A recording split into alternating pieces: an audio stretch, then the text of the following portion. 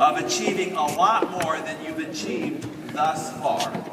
What is it that is potentially holding you back from growing this company into a multi-million-dollar company like was just challenged to you here by Mr. Greg Provenzano?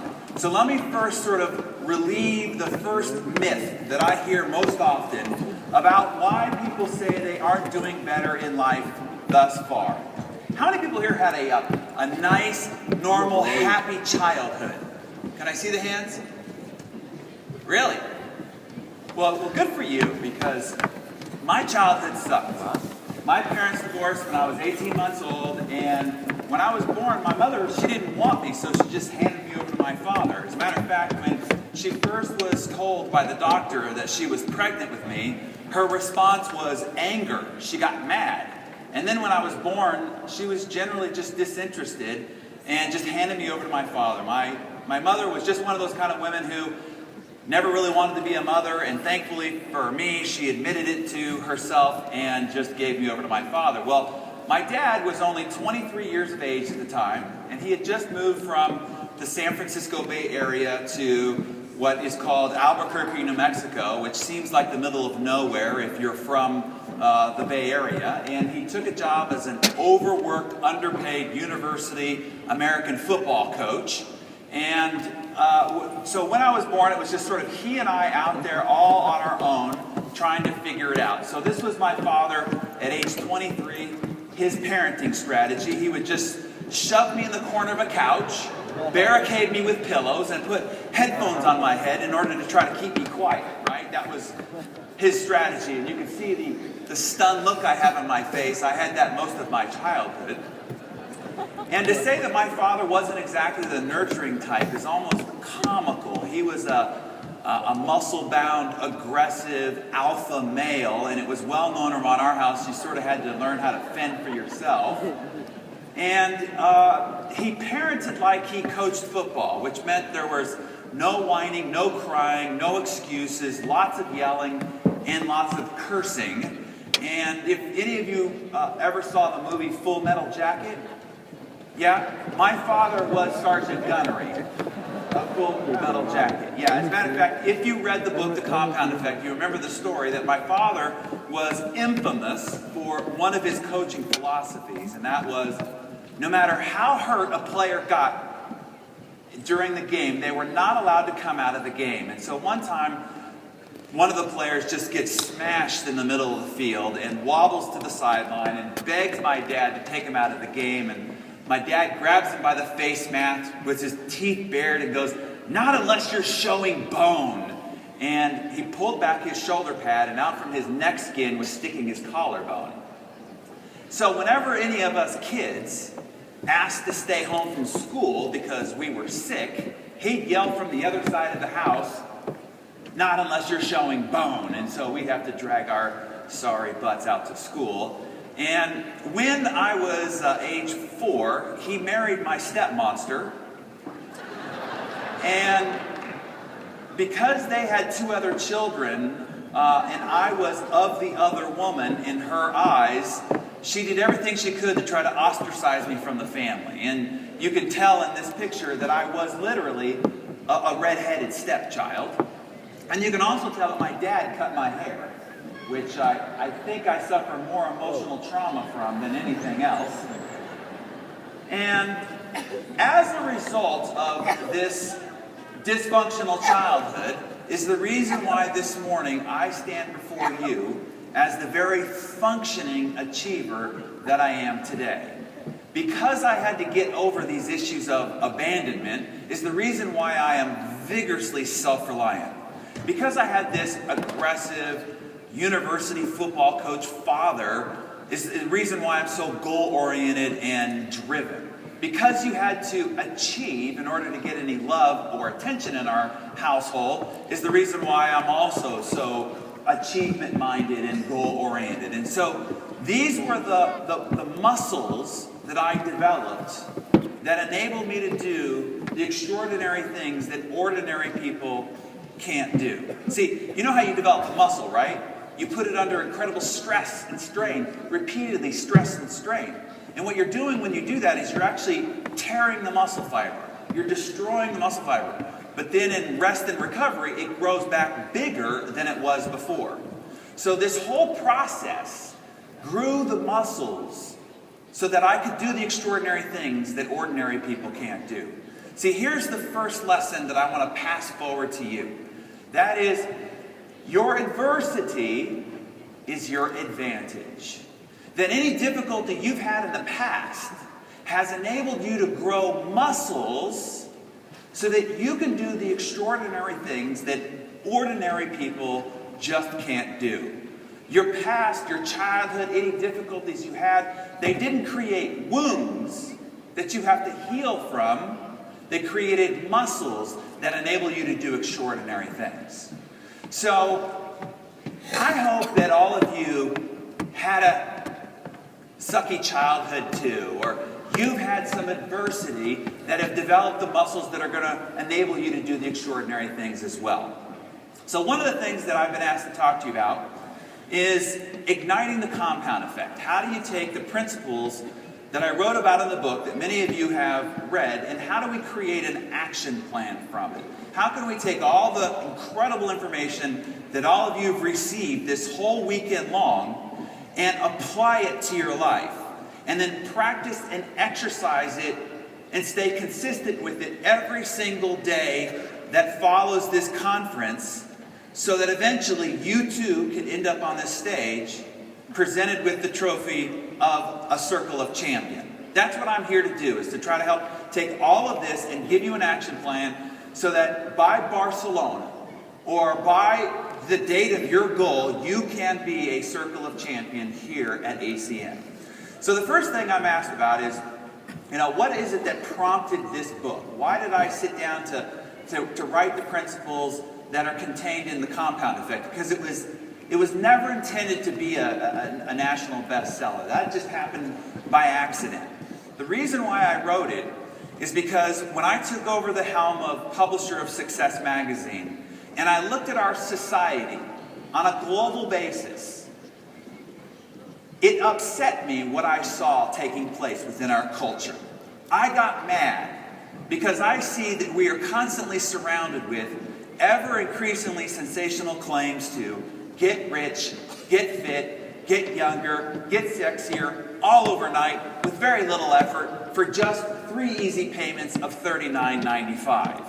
And these sensational messages are constantly derailing people, distracting them from the truth about what it really takes to earn success.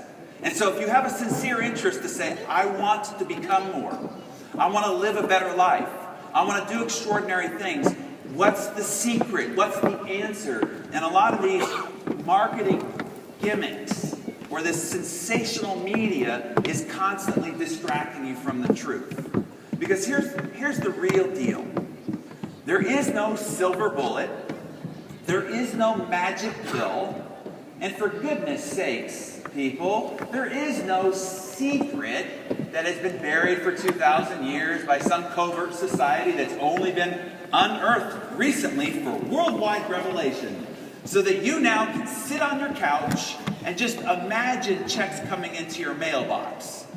Here's what will happen. You do that for too long, and they will come and take your couch. And you, off to a safe place where you can't hurt yourself or others. Now, here's the real deal. Success is earned only by hard work. And I think, as a society, we have forgotten that that's the true pathway to success. That there isn't any quick fix, any gimmick, any shortcut, or any silver bullet or magic pill that's going to get you there. So the truth, if you want to stare it right in the face, the truth about the process of earning success is that the process itself is very mundane. What you have to do when you go back to your offices and your houses on Monday, the process of your becoming successful is very mundane. It is also very unsexy. Nobody's going to film you in the gym and make a new reality TV show about it. It's not very sexy. It's not very exciting. It is awfully laborious as you're going through the process. Many times it can seem very, very frustrating, if not downright heart-wrenchingly defeating. But see, these things don't make for interesting books or exciting infomercials or riveting movies. But those are the images that we're constantly surrounded with in our society as the pathway to riches and great success. So the key point is here, draw the line in the sand. Stop looking for the quick fix, for the shortcut, or for the one blueprint, pathway, or idea that's going to get you to success faster. The pathway to success is long and arduous. It is earned one single day at a time. Every day you pull your head up off the pillow, you've got to go back and earn your way to success. It is earned one single step at a time. Every step you take as you get out of bed, you are going to be earning your way to success. It is one decision at a time. As you go through your day, the decisions that you make add up to whether you become successful or not. One single phone call at a time. You know that phone call you don't want to make? That person that you're afraid to call? That person that you know you need to follow up with but don't? That's the point of whether you become successful or not. One meeting at a time. Do you decide to go to the meeting or not? One single meeting at a time. And then ultimately, you can never own success. You've never arrived. All these people you saw up here, the Circle of Champions, they haven't arrived. They have only rented success. And the rent is due every single day. If the Circle of Champions up here don't go back to their market on Monday and go to work as hard on Monday as they have done getting to this point, they will not be on the stage the next time the Circle of Champions is presented. All of us are only renting success, and the rent is due every day. So how many people here have ever been to a seminar, you've read a personal development, self-improvement book, or listened to a CD program, and it promised transformational results in 90 days or less? How many people have ever... Okay, in 90 days or less, how many people did not have transformational results? Anybody? Well, you ask the question, why? Why didn't it work? Here's the reason why. It is not what you know that determines your success. Knowledge is not power. It is the potential of power, but it is not power unto itself. It's not what you know, it's what you do with what you know. Action is the only thing that's going to determine whether you become successful or not. So when you sit there today, and I go through some of these core fundamental success principles, what I don't want you to do inside your head is say, oh, I already know that. Instead, I want you to ask yourself the question, am I doing it? Because you can know a lot of things and do very little. And then beyond that, I want you to ask, have I mastered it? So I might be doing it, but have I mastered it? And then the last question I want you to ask yourself is, would my results prove it? Does my waistline prove that I've mastered these principles? Does my bank account prove that I've mastered these principles? Does the size of my organization in ACN prove that I've mastered this? If we went and talked to your spouse, if we watched your children, if we called your family, would they say, oh yes, they've definitely mastered all the principles of success? And if the answer is, well, maybe not, then there is still something yet to learn for what it is that we're going to cover. There's a great quote by Samuel Johnson that says, people need to be reminded more often than they need to be instructed. To take what you have in the back of your mind and bring it to the front of your mind. And then give you an action plan that maybe this time you execute on, and it delivers the results from all the knowledge that you've had all along. And that's what I'm sort of challenged to do for you here today. So what I want to do is lay out for you what I call the success operating system. This is the operating system underneath which all success is built on top of. I call it the foundation of success. You could build any building on top of it, but you have to have the solid foundation. It's kind of like this. You could take the world's greatest piece of software. The best engineers in the world have designed it. Tens of millions of euros have gone into, invested into building it. But if you install that software onto a computer that has a faulty operating system, it'll be buggy, it will crash, it will never perform to its potential. But a lot of people think, oh, well, it must be the software that's not working. That's not the truth. It's the operating system in which it was installed on. And so a lot of people say, I've read this book, I went to the training, that book or that training didn't work. No, it's not that it didn't work, it was installed on a faulty operating system. And then when it got used, it was buggy, it crashed, it didn't operate to its full potential. So if we today can rewire your operating system and get that to be world class, then on top of it, we can layer on the ACN leadership software.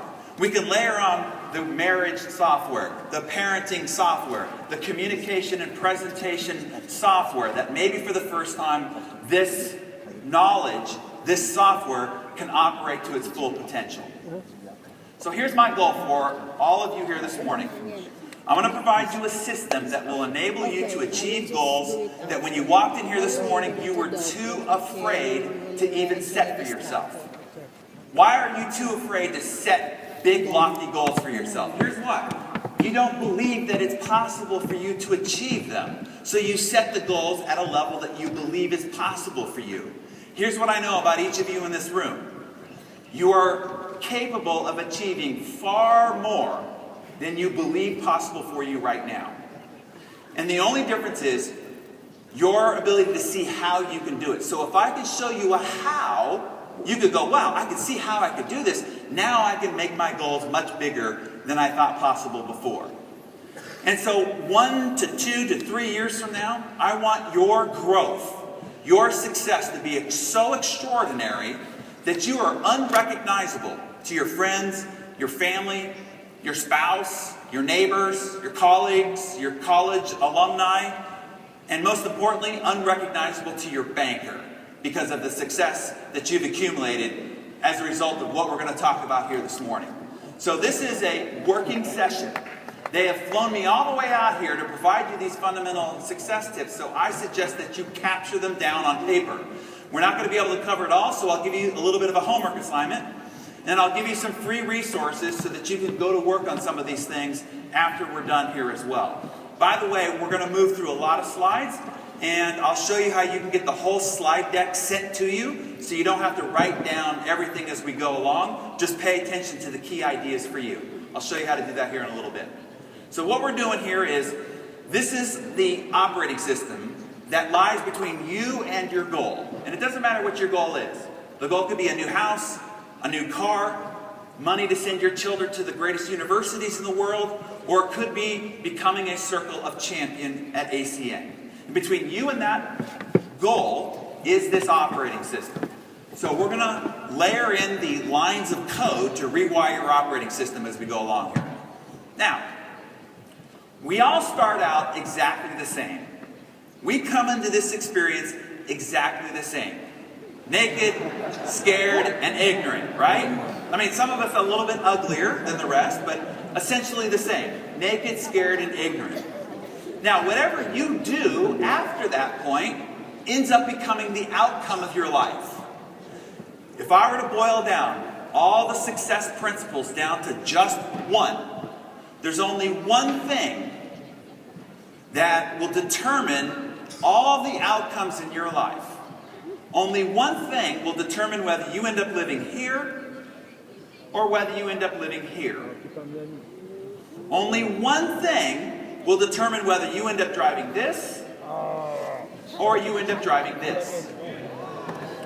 Only one thing. Now, start to think about it. What is this one thing? What one thing is going to determine whether at the end of your long life you end up broke, alone, and destitute, or whether you end up in a marriage of 50 plus years of incredible intimacy and amazing bliss, only one thing determines whether you get to send your children to the greatest universities in the world, or no matter what they've earned, they can't go because you can't afford it. Only one thing determines whether you have the money to give to your charity to your greatest heart's content. Only one thing determines whether you get to travel to the greatest, most exotic locations in the world. If you saw the movie City Slickers, Curly says, life comes down to one thing. What is that one thing? What one thing determines all the outcomes of your life? Anybody know? This seems to be the big question in life. This is the one you want to have an answer to. What one thing determines all the outcomes in your life? It comes down to choices. Right now, as you sit there in that chair this morning, you are the accumulated effect of all the choices you've made up to this point. As soon as you came in naked, scared, and ignorant, you started making choices. And right now, as you sit in the chair, your waistline is an accumulation of all the choices you've made. Right now, your relationships, how intimate, how close, or how estranged they are, is nothing but the accumulated, compounded effect of all the choices you've made. The size of your ACN business is nothing but the accumulated effect of all the choices you've made thus far. So the first line of code in our operating system, the control center to everything, comes down to choices. Choices begins the change of the trajectory of your life.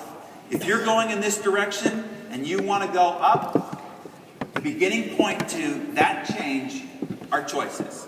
So then you might be asking yourself the question, well, okay, if choices is the most important thing in changing your life, what choices are we talking about? Because we're faced with choices all day, every day. Well, let's look at nature to see if we can get a clue. How many people here have ever been bitten by an elephant? Any? No? Okay. How about a mosquito? Anybody ever been bitten by a mosquito? You see, nature provides clues. It's the little things in life that will bite you. It will be also the little choices in life that will bite you. I'm asked all the time, what do these 12 people that we put on a cover of Success magazine each year, what do they do different than the 7 billion other people on this planet that creates their extraordinary success so radically different than everybody else? And there are a lot of assumptions that people make about these people and about what they did to create this success. And you think that that's what you have to do as well. Let me sort of clear away some of the mythology about what people think you have to do to be successful. Success is not a result of heroic feats. It is not a result of grand acts of bravery. You do not leap and hope that the net will appear. You bounce, right? It does not require grand acts of bravery or quantum leaps where you just happen to be at the right place at the right time and somebody overnight became successful. No. That's not how it works. Success is, however, a result of nothing but small, seemingly insignificant, moment-to-moment choices.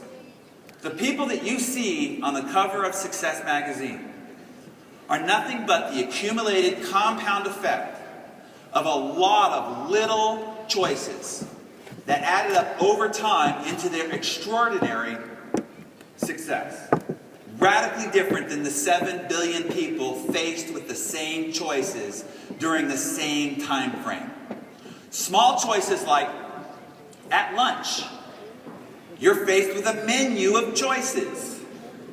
Do you pick the hamburger and fries, or do you pick a salad? Now you're thinking, that does not seem like a life-altering decision. Oh, yes it is, my friend.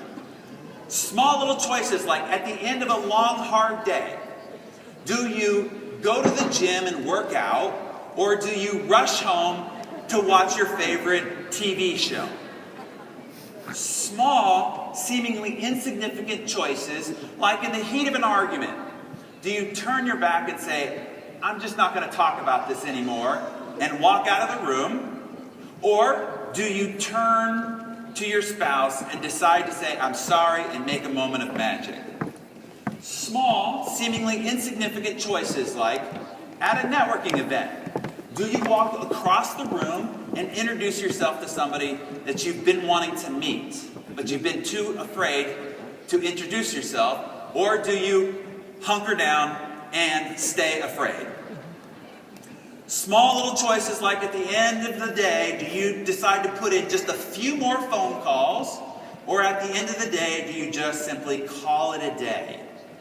See, these small, seemingly insignificant choices add up to big, gargantuan results. Let me prove it to you here. If I were presenting you with an option where I would give you a single euro or €1 million in cash, would you pick the single euro penny that doubles every day for 31 days, or the €1 million in cash? How many people picked the €1 million in cash? Anybody? Okay, got a couple. Tough crowd. All right, I'll up the offer. A penny that doubles every day for 31 days, or €2 million in cash. How many people now take the 2 million in euro? Okay, one last offer. A penny that doubles every day for 31 days, or €3 million in cash. How many people now take the 3 million in euro? Okay, let's see how this all adds up. Let's say you did pick the 1 cent, the 1 penny euro, and your friend picked the 3 million euro in cash. On day 5, your single penny is only worth 16 cents. Your friend's got 3 million in cash. Day 10, your penny that's doubling every day has turned into $5, €5.12. Your friend has got 3 million in cash. Day 20, you've got 5,242 euro. They've got 3 million in cash, partying like a rock star, champagne and caviar, the whole bit. On day 31, your penny, doubling every day, has turned to 10 million euro against their 3 million by comparison. Now the key thing to understand here is that the math on day 30, between day 30 and 31, is the same math between day 1 and 2. But it took that timeline to see the consistency of that compounding before you saw the extraordinary results. So it's time with consistency of right action. Let me make it more practical. Let's take 3 friends. And these 3 friends are all starting out about the same. They all 3 graduated from the same university. They've all gotten married. They all have 2 children. They've moved out into the outside of the city. They've got a job and they're making 50,000 euro a year. And they're just going along. Well, let's take Scott. Scott here has picked up a copy of Success magazine. Maybe he's read a little something, and he's going to start making some small little adjustments to his behavior. So here's what he's going to do. Instead of getting up in the morning and reading the newspaper and looking for all the wars and crimes and murders that are happening in the world, he's going to read a positive book. Something positive, something inspirational, something instructional. Just 10 pages. Take him less than 30 minutes. He's going to listen to, instead of the radio on the way into the office, he's going to listen to a CD that has something else instructional and positive that he listens to going to the office and back from the office. He's going to drink 2 bottles of water a day. He's going to take 2,000 steps a day, which only equals about 1.6 kilometers. He's going to make a few more phone calls at the end of the day. And he's going to make his weekly date night, a private date with his spouse on Friday, a priority. Nothing's going to get in the way of it. That's all he's going to do. Okay, very simple. No big deal. I mean, we're not talking about a massive makeover, a crash diet, or some sort of crazed new, discipline. We're just talking about small behaviors. Now Larry, his friend Larry, is just going to keep doing what Larry's always done and bumping along. The third friend, Brad's just going to start doing what a lot of us have done over time. And that's just make a few simple errors in judgment. A few poor choices. So he's going to munch on a little junk food, some of that peanut M&Ms, at the end of the secretary's desk. Just take a half a handful once a day. Or those chocolate-covered pretzels, just a little bit every day. He's going to miss a couple of workouts a week. Instead of going to the gym or going out for a jog, he's just going to go home and watch TV. He's going to drink more Diet Coke than water. He's going to move around a little less, skip a prospecting call or two, and then give the cold shoulder to the spouse only a few times throughout the week. Well, let's add up the results between these three friends. See how it works out over time. 5 months down the line, these three friends look exactly the same. No difference whatsoever in their results. Exactly the same. 10 months down the line, exactly the same. Now Scott, who's been reading a book every morning, listening to these positive CDs going into work, doing this date night thing, making extra calls, he's looking at his friends, just sloughing off, having a good time, and the results are exactly the same. He starts to get frustrated. I'm doing all these positive things, but yet we look like we have exactly the same results. But let's just say he keeps going forward. On month 20, you can only tell a slight difference. Brad is just starting to feel it in the belt a little bit, right? At the office, it's becoming a little bit tense. At home, a little bit of apathy has started to settle in on the marriage, but nothing extreme. It's not until 27 months down the road that you see dramatic differences between these three friends. Let's do the specific math. So Scott now, at this point, just 27 months down the road, has read 47 books on success and achievement.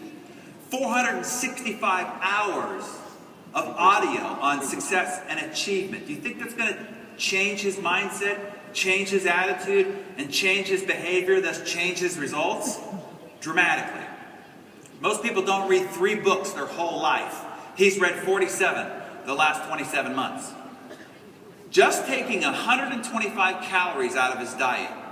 Over the last 27 months, he's lost 15 kilograms, or 33 and a half pounds. He's drank 3,700 gallons of water. He's walked 14 kilometers, which is what that should be, or kilograms, I don't know what the hell. I tried to do that. That didn't work out. 900 miles. You work the metric system. I'm not familiar with it. And then he's gone on 124 date nights with his wife. I mean, I could show you photos of that, but it's probably too risque for this audience. And those couple of extra phone calls that he's made at the end of each day means he's made 1,860 extra calls that he would not have made otherwise. If he only closed 3% of those, which means he learned nothing from reading all those books and listening to all those success audios, he's added 279,000 euro on top of his normal $50,000 euro salary. So he's quadrupled his income plus. Now Larry is like most people in life, just treading water, falling a little bit further behind, becoming a little bit more bored and disenchanted. They're not falling off a cliff, but they're certainly not setting the world on fire, but they're getting a little bit further behind. Now let's look at Brad. Brad's small, poor choices that have added up over time. That extra 125 calories meant that he added 15 kilograms or 33 and a half pounds to his waist. Missed a couple of workouts, more weight gain. Now he's under danger of having a heart attack. Missed a few meetings, made a few less calls. Now he's also in business and financial emergency. And this inattention and cold shoulder to the spouse means that apathy has set in, or he's on the brink of divorce. That's how these small little choices, positive or negative, compound dramatically over time. So if you want a copy of all these slides, here's what you do. It's very simple. You just take that phone number and text. And in the body of the message, you just put ACN EU, your name and your email address to that phone number. And it will send you a copy of the whole slide deck. Plus I have some free worksheets and resources for you to follow up on to take care of some of this information. Okay? Simple as that. Is that helpful? Great. So, oh, that's the wrong number. Sorry about that. Don't watch that number. There might be another one coming up. Hold on. So, if it seems so easy, why is it that people fail to make positive choices? Why do they continue to make poor choices? Everybody could do what Scott did. Why do people not follow that plan? Well, there are no, that's not the right number. There are 4 traps that we face as we go along in this process that you need to be concerned about. So as you go back on Monday, there are 4 things that could disrupt you from making these positive choices. So let's go through those so that they don't get in your way. Here's the first one. When you start making these choices, the results are invisible during the time. And so you can get faked out. You can think that nothing's happening, both positive or negative. But I could cure you of this instantaneously if I could take the space-time continuum and show you how the choice that you make today compounds 20 years down the road. And if I could collapse that and have you feel the effects of that choice 20 years down the line, right now today, you would forever make a different choice. For instance, let's say that at lunch today, you did pick the hamburger and fries. And upon the first bite, your gut explodes, you clutch your chest in a heart attack, and you fall to the ground, nearly dying. Would you ever have another hamburger? Probably not. What if the next morning you woke up like this? Well, how do you get like that? One hamburger at a time. That's all. Accumulated over time, that's the outcome. If we can collapse it, we can show you what that looks like. Let's say you take a puff of a cigarette. You take a puff and you're like, I feel pretty good. I feel great. I don't know what these health concerns are with cigarettes. You know, I think all that's false. Well, let's say the first time you took the puff of a cigarette, the next morning you woke up like this. Right? That's what it looks like. Or you're a young man, you take a puff of a cigarette, you look pretty cool. I mean, this kid looks cool. I don't know if you remember James Dean, right? But this kid looks like James Dean. He's getting all this positive reinforcement by his friends and so forth. But what if we took the space-time continuum of what happens 20, 30 years down the road, and we showed it to him today? Would he pick up another cigarette? How do you get like that? One cigarette at a time, that's all. Or let's just say, Monday you say, I'm not going to make my calls today. I've got a headache, I got to pick up the kids, I got to go get the laundry. I'll make my calls tomorrow, just not today. Well, let's just say the first time you decide not to make your calls, first time you say you're going to talk to 2 new people every day about ACN, the first day you don't, Donald Trump calls you up and says, you're fired. You can't be an ACN any longer. And your house goes up on foreclosure, and you end up in bankruptcy. Just one day. Or let's just say you're in the heat of an argument with your spouse, and you say, today I'm just not giving in. I'm just not listening to this anymore. And that one time, the next morning you wake up to divorce papers, and you've got to look your little girl in the eye and explain why you couldn't make the right choice. See, all of these little happenings create what's called the butterfly effect in your life. You've heard of the butterfly effect, right? Butterfly flaps its wings in one place on the planet, and another place on the planet there's a tsunami. It's exactly what happens when you make a choice in life. That starts the butterfly effect in your life. And somewhere down the line in time, you'll see this tsunami take place in your life. Both negative or positive, depending upon the choice. Every choice you make ignites the compound effect, whether it's good or whether it's bad. Every single one has a butterfly effect in your life. So as you start making these positive choices, these positive transformations, the one thing that I need to help you understand is just have patience. It's working. but it's invisible for a long period of time. It's like that compounding penny. It looks like it's not adding up to much, and then all of a sudden, wham, it's worth $10 million. Your ACN business, you're going to be talking to lots of people, bringing lots of people in, and you're going to be working really hard. For a long time, you're thinking, this is not working. This isn't working. I don't see enough results. My check's $200, $200. And then all of a sudden, the compound effect kicks in, and wham, you got an organization like Richard and Patty and Miriam and the rest of it. I mean, it's incredible. Here's trap number 2. As you go along, the trajectory change in your life is very subtle and very deceptive. Let me give you an example. Let's just say that you're on a plane in Los Angeles, headed to New York City. You're going across the entire continental United States of America. And while you're on the plane, the nose of the plane is headed right at New York City. But if the nose of that plane is off by only 1 degree, that's from here to here. From here to here. In other words, not much. By the time you get to the other side of the continent, the plane is 150 miles off course. 2 states away. Or 240 kilometers, if Google is accurate. This is what happens. People get 10 or 20 years down the line and they go,